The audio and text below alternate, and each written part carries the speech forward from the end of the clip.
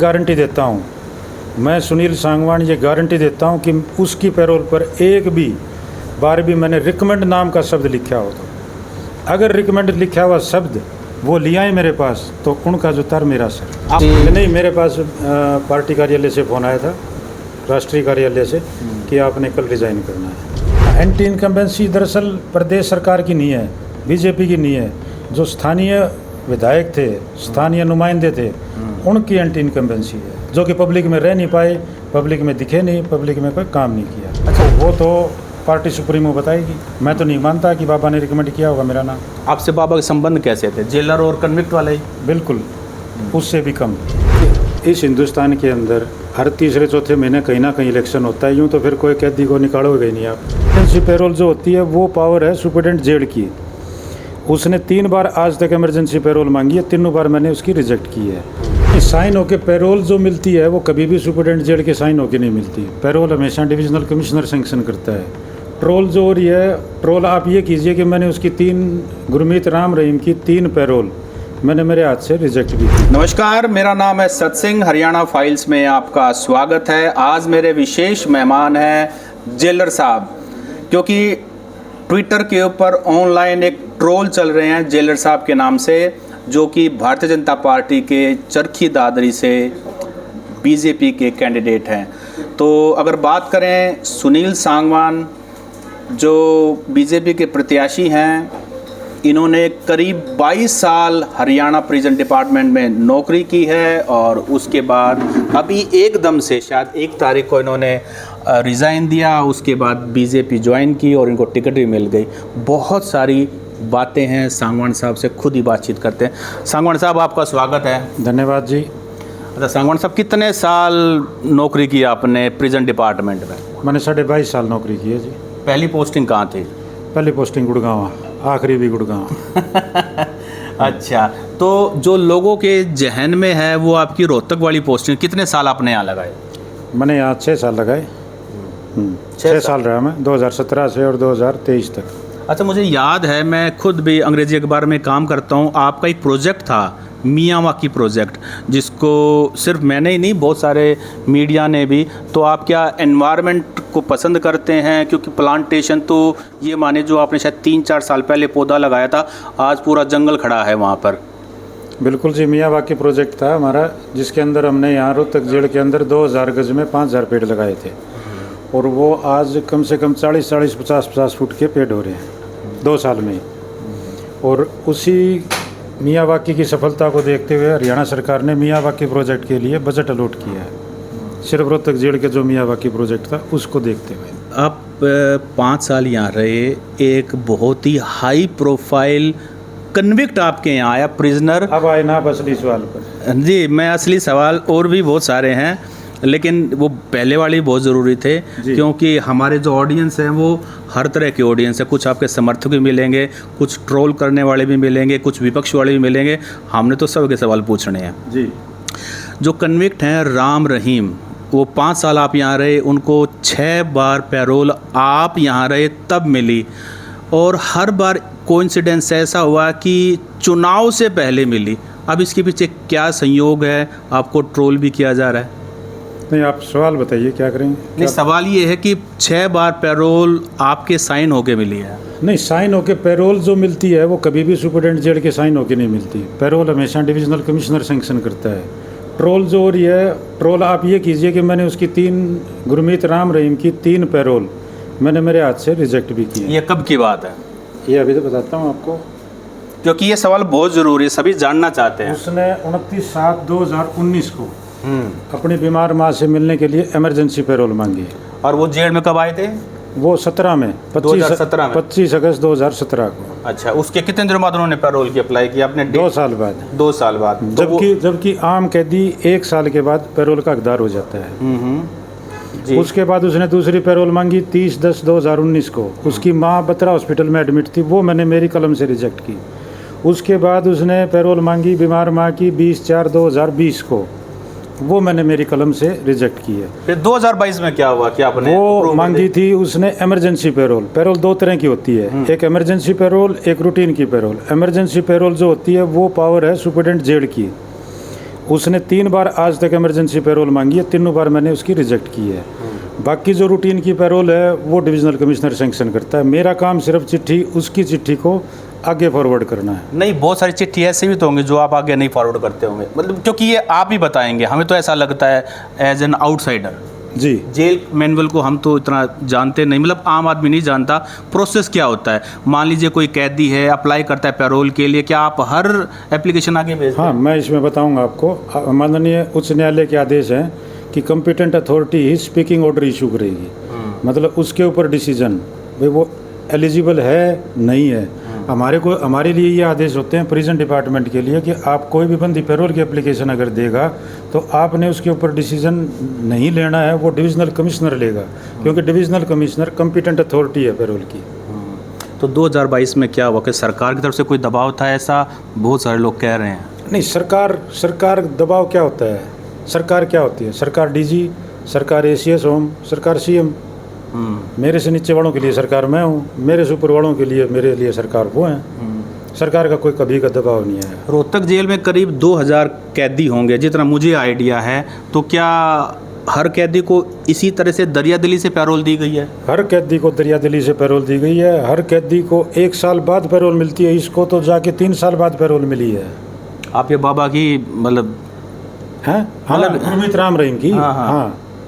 तो 2022 में उनको मिली, लेकिन पंजाब इलेक्शन था, उस एक दिन की पैरोल उनको मिली। वो तो अगर आज भी आप देखेंगे, आज कोड ऑफ कंडक्ट लग गया, मॉडल कोड ऑफ कंडक्ट लगने के दौरान भी हरियाणा के अंदर कम से कम 7-8 हज़ार कन्विक्ट हैं, उनमें से 3 से 4 हज़ार कन्विक्ट आज भी पैरोल पर हैं। इस बात पे क्लैरिफिकेशन दोबारा दीजिए, जितने भी कन्विक्ट जेल के अंदर हैं, क्या उनको पैरोल सजा होने के बाद, जब तक वो कन्विक्ट हो जाता है 1 साल बाद उनको हर किसी को पैरोल मिलती है? 1 साल बाद एलिजिबल हो जाता है। एलिजिबल हो गए, क्या मिलती भी है उनको? हाँ, बिल्कुल मिलती है, इसी दरियादिली से। बिल्कुल 90 डेज हर कैदी को पैरोल मिलती है, 70 डेज पैरोल और 20 डेज फरलो। और इतने छोटे छोटे गैप के बाद ही मिलती है? मतलब चुनाव, मैं 2 चीज़ें मैं जानना चाहता हूँ। चुनाव से ठीक पहले हरियाणा म्यूनिसिपल इलेक्शन 30 दिन की पैरोल, आदमपुर बाईपोल 40 दिन की पैरोल, अयोध्या राम मंदिर उद्घाटन 40 दिन की पैरोल, हो क्या रहा है साहब? मैं ये कह रहा हूँ कि इस हिंदुस्तान के अंदर हर तीसरे चौथे महीने कहीं ना कहीं इलेक्शन होता है, यूँ तो फिर कोई कैदी को निकालोगे ही नहीं आप। अच्छा, राम रहीम, देखो आप एक बात बताओ। हाँ। पिछले आपने ये पॉइंट तो गिना दिए, आपने एक बार भी मेरे उस कार्य को अप्रिशिएट नहीं किया कि आपने 3 बार पैरोल केस रिजेक्ट किया। सर, मेरा काम सवाल पूछना, अप्रिशिएट करना नहीं है। अच्छा सर, मुझे ये बताइए कि Haryana good conduct prisoners temporary release act 2022 empower करता है जेल सुपरिटेंडेंट को कि वो अपनी कलम से एप्लीकेशन, जो कोई भी एप्लीकेशन आती है उसको आगे मूव फॉरवर्ड कर दे। तो मैं ये जानना चाहता हूँ, क्या ये रूटीन का प्रोसेस है या कुछ स्पेशल ट्रीटमेंट बाबा को दिया गया है? जो ये ट्रोल हो रहा है, जो आप बता रहे हो कि गुरमीत राम रहीम की पैरोल के ऊपर ट्रोल हो रहा है, मैं उस ट्रोल के अंदर मैंने पढ़ी थी, मैंने सुनी भी थी। वो ये कह रहे हैं कि सुपरिटेंडेंट जेल ने सिफारिश की है। मैं गारंटी देता हूँ, मैं सुनील सांगवान ये गारंटी देता हूँ कि उसकी पैरोल पर एक भी बार भी मैंने रिकमेंड नाम का शब्द लिखा हो तो, अगर रिकमेंड लिखा हुआ शब्द वो लिया है मेरे पास, तो उनका जो तर मेरा सर। आपने क्या लिखा था फिर? टोटल सिर्फ और सिर्फ इनिशिएट कि भाई बंदी ने ये एप्लीकेशन दी है, आपके आदेशार्थ प्रस्तुत है। तो आपने रिकमेंड नहीं किया? मैंने रिकमेंड नहीं किया। चलो, ये हमारे चैनल पर पहली बार अगर कहीं रिकमेंड लिखा हुआ, मैं गारंटी दे रहा हूँ कि कोई भी आप रोहतक के हैं, डिविजनल कमिश्नर के पास आपका कोई ना कोई सोर्स भी होगा, आप निकलवाएं कॉपी। अगर किसी भी उसकी पैरोल के ऊपर मैंने रिकमेंड किया हो, आप जो सजा देंगे वो मंजूर। अच्छा, आप चुनाव में एकदम से कैसे कूदे? कुछ लोग तो ये कह रहे हैं बाबा ने आपकी सिफारिश इतने तीखे सवाल करने के बाद आप ढीले सवाल कर रहे हो। ये पहले ढीले करके नहीं, देना। मैंने कहा सर, सवाल होते ना तीखे होते ना मीठे होते, सवाल है बस, मेरे लिए सवाल है। तो मैं, बाबा ने रिकमेंड किया आपकी टिकट, ये भी जो अब जवाब दे रहे हैं। तो देखो, वो तो पार्टी सुप्रीमो बताएगी, मैं तो नहीं मानता कि बाबा ने रिकमेंड किया होगा मेरा नाम। आपसे बाबा के संबंध कैसे थे? जेलर और कन्विक्ट वाले ही? बिल्कुल, उससे भी कम। उससे भी कम। अच्छा, क्या कुछ अंदर की बातें आप बता सकते हो, क्योंकि अब आप जॉब में नहीं हो? देखो, ये मेरा नैतिक फर्ज नहीं बनता। जी। अच्छा, ये और बताइए कि आप कैसे 1 तारीख को आपने VRS के लिए अप्लाई किया, उसके जस्ट के बाद आप बीजेपी में ज्वाइन करते हैं और आपको टिकट भी मिल जाती है, 1 हफ्ते में सब कुछ हो गया। अच्छी बात है ना, आपके लिए अच्छी बात है, लेकिन हुआ कैसे? मैं मेरे लिए बता रहा हूँ अच्छी बात है नहीं, ना। हुआ कैसे? नहीं मतलब ये सब कुछ कैसे मेरे planning पास थी? नहीं, मेरे पास पार्टी कार्यालय से फ़ोन आया था, राष्ट्रीय कार्यालय से, कि आपने कल रिज़ाइन करना है। टिकट की कोई बात नहीं हुई थी।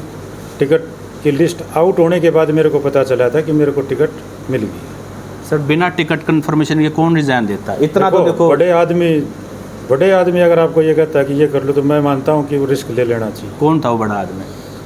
राष्ट्रीय कार्यालय में भाई एक ही है। नहीं, इतना बड़ा मेरा लेवल नहीं है कि वो मेरे पास फ़ोन। मैं तो खट्टर साहब की तरफ इशारा कर रहा हूँ। खट्टर साहब बड़े तो हैं ही, हाँ बिल्कुल, वो भी हो सकते हैं, पर इतने बड़े नहीं हैं। नहीं वो मेरे लिए तो बड़े ही होंगे। चलिए खैर, आप हमारे उसमें फंस नहीं रहे हैं। खैर अच्छा सर, ये और बताइए कि राजनीति में आपके पिताजी 2 बार विधायक रहे हैं, 1 बार कैबिनेट मिनिस्टर रहे हैं, तो राजनीति से तो आपका पुराना वास्ता है। शायद हम तो यही देख पा रहे हैं कि लोग कुछ भी कहें, लेकिन आप पॉलिटिकल फैमिली से हो। जब सांगवान साहब चुनाव लड़ते थे तो आपका क्या रोल रहता था? नहीं, बीइंग ए ऑफिसर मैं तो मेरी नौकरी किया करता इलेक्शन के दौरान। बाकी सैटरडे संडे मैं छुट्टी लेके मेरे घर जाया करता, माँ पिताजी के पास। मेरे पिताजी से जो लोग मिलने आया करते, उनसे मैं मिलता था, उनकी सेवा करता था। मतलब जैसे सरकारी मास्टर होते हैं, आपने नौकरी की 8 से 2 या 7 से 3, उसके बाद आराम से सोते हैं। जेलर की भी नौकरी मुझे लगता है ऐसी होगी, दोपहर में कूलर में पानी डाल के सो जाते हो। फिर राजनीति जैसी कीचड़ में क्यों आए? बढ़िया नौकरी थी आपके पास, कितने साल बचे हुए थे? नहीं वो तो देखो, मैंने दादरी हल्के का पिछले मेरे पिताजी के टाइम में भी देखा है, दादरी हल्के का विकास का काम। मेरे पिताजी के टाइम में दादरी हल्के के अंदर, पूरे दादरी शहर में या किसी भी गांव में कोई भी पानी की समस्या नहीं थी, कोई भी सीवर की समस्या नहीं थी। लेकिन पिछले जो नुमाइंदे चुने गए, उनकी लापरवाही की वजह से आज दादरी हल्के में दिक्कत पैदा हो रही है। उस दिक्कत को दूर करने के लिए, क्योंकि मेरे पिताजी की उम्र हो गई थी, मेरे पिताजी इलेक्शन नहीं लड़ पाते, क्योंकि एक हर बॉडी की एक लिमिट होती है। मेरे पिताजी भी 80 साल के हो गए, वो उतनी मेहनत नहीं कर पाएंगे जितनी मैं मेहनत कर लूँगा। अच्छा, आपका विज़न क्या है? आप राजनीति में आए हैं? मैं अभी मेरे 10 जो मांग है मेरी, जो मैं हल्के के सामने रखूँगा कि भाई मैं ये 10 चीज़ पूरी करूँगा। कौन कौन सी हैं? जिसमें एक तो सबसे बड़ी भारी समस्या है हमारे यहाँ CCI की।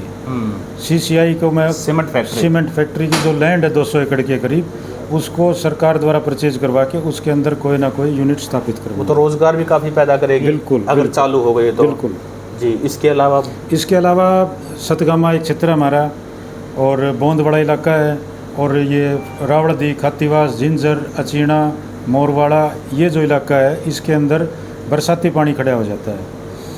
प्रोजेक्ट है मेरे पास बोंद से रावड़दी और रावड़दी से सतगामा होते हुए आपकी ड्रेन नंबर 8 में वो पानी, कंप्लीट पानी गांव का उसके अंदर ड्रेन नंबर 8 में जाएगा। अच्छा, तो ये बताइए, जो आपके पिताजी की राजनीति है, सतपाल सांगवान जी, उसको आप कैसे देखते हो? उनको शायद 30-35 साल सांगवान साहब। हाँ, मेरे पिताजी 96 में आए थे, 96 से, और उनका आखिरी इलेक्शन 2019 था। तो उनकी राजनीति को आप कैसे देखते हो? उनकी राजनीति को तो मैं कह रहा हूँ कि अगर किसी भी हल्के की जनता और ये चाहती है कि हमारा MLA कैसा हो पूरे हिंदुस्तान में, तो ये मैं कहता हूँ कि दादरी आके वो सतपाल सांगवान की वर्किंग देखे, तब उनको पता चलेगा कि MLA का काम क्या होता है। मेरे पिताजी हारे तो भी पब्लिक में रहे, मेरे पिताजी जीते तो भी पब्लिक में रहे, 24 आवर पॉलिटिशियन। ये तो पॉजिटिव बात होगी। पार्टियां बहुत बदली, पंसीलाल जी से नहीं, पार्टियां बदलने की मैं बताऊंगा, पार्टियां जितनी भी बदली हैं मजबूरी में बदली हैं। देखिए 2005 में, 1996 से लेकर 2005 तक मेरे पिताजी हरियाणा विकास पार्टी में रहे। 2004 में हरियाणा विकास पार्टी का विलय कांग्रेस में हो गया। कांग्रेस में हमारे को टिकट नहीं मिल पाई, तो हमने इंडिपेंडेंट इलेक्शन लड़ाया। फिर चौधरी बंशीलाल जी सुरक्षित हार गए, चौधरी सुरेंद्र सिंह जी सुरक्षित हार गए। हम, वो क्या होता है कि जिसके मर्जियाँ राजा रुड़ते फिर वजीर, हमारे दोनों राजा थे, चौधरी बंशीलाल और सुरेंद्र सिंह, दोनों भगवान को प्यारे हो गए। और फिर एक नई पार्टी आई अजका, उसमें फिर हमने, मेरे पिताजी ने पार्टी ज्वाइन की, MLA बने। फिर आओ आप 2014 का इलेक्शन हमने कांग्रेस से लड़ा। 2019 का इलेक्शन, 2019 के इलेक्शन में कल टिकट मिलती है और एक दिन पहले ये कहा जाता है कि सांगवान साहब आपको टिकट नहीं मिल पाएगी, सॉरी। माननीय भूपेंद्र सिंह हुड्डा द्वारा। इसमें एक चीज़ रह गई, 2009 में हजगा से विधायक बने और फिर हुड्डा साहब की सरकार बनवा दी। बनवाई, क्योंकि वो ओम प्रकाश चौटाला जी को मुख्यमंत्री बना रहा था। कुलदीप बिश्नोई, हाँ कह सकते हो। अच्छा, इसीलिए उन्होंने कहा कि जब अगर क्योंकि ओम प्रकाश चौटाला जी ने मेरे फादर के ऊपर मर्डर का केस झूठा लगवाया था। अच्छा, उसके बाद फिर टिकट नहीं मिली तो आप जजपा से फिर कांग्रेस में भी आ गए और अब बीजेपी में। नहीं, जजपा से कांग्रेस में कब आए? नहीं, बीच में जब किसान आंदोलन था। नहीं, किसान आंदोलन था, किसान आंदोलन के विरोध में मेरे पिताजी ने जजपा को त्याग किया था। और उसके बाद अब बीजेपी में। बीजेपी। अच्छा, आपकी राजनीति कैसे रहने वाली है अभी क्या मतलब? मेरा विज़न है, मेरा 20 साल का विज़न है। मैं दादरी में काम करके दिखाऊंगा, दादरी की जनता को ये दिखाऊंगा कि काम कैसे होते हैं। क्योंकि अक्सर पॉलिटिशियन ये कहते हैं कि अफसर नहीं मानते हैं।